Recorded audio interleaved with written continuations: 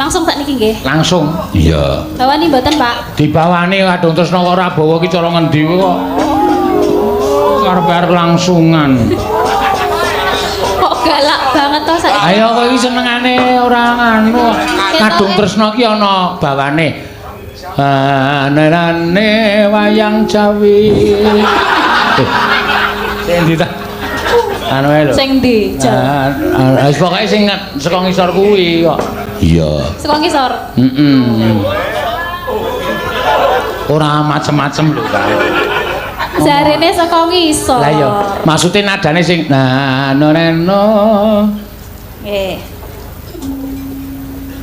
Ana tunen. Kudu. Kowe iki ora apal rasa dadak. Yo. Rino wengi dadi ati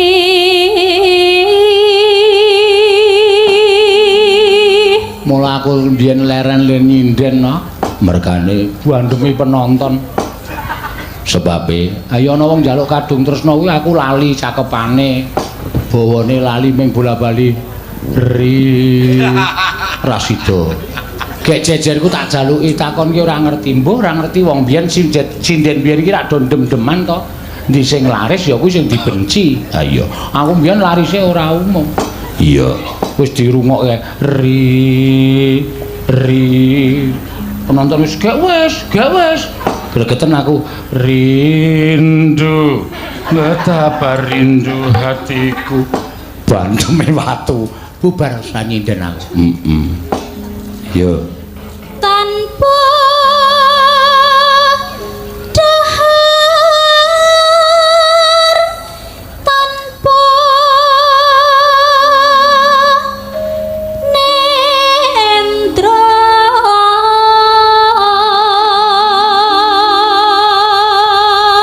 suarane apik. Piyai ngendi? Gunung Kidul. Oh, cedhak pantai Baron kono. Aduh ya mak, ayo apik panganane ya ming walang karo uler. Irit. Ta dadak tuku, Pak. Ayo anggere ora dilawuh ming salin kathok cekak terus gawa gudhek kae. Kayung yon marang slirane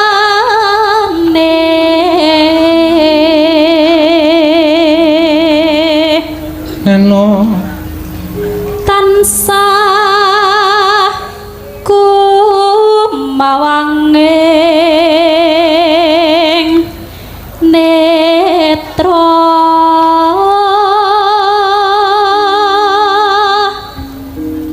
jero ati kadung tresna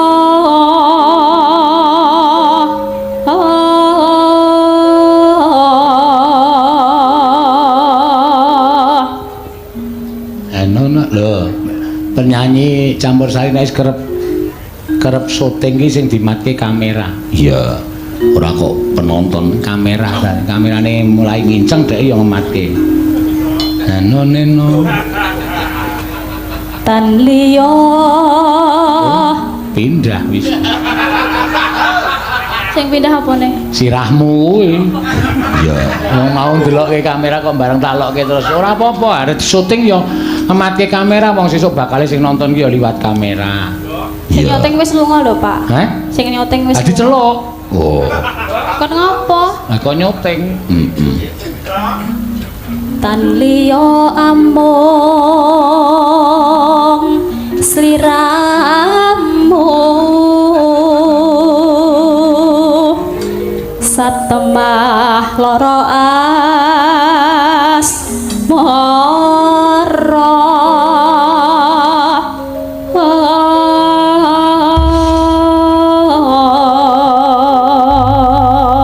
ya mat-matan monggo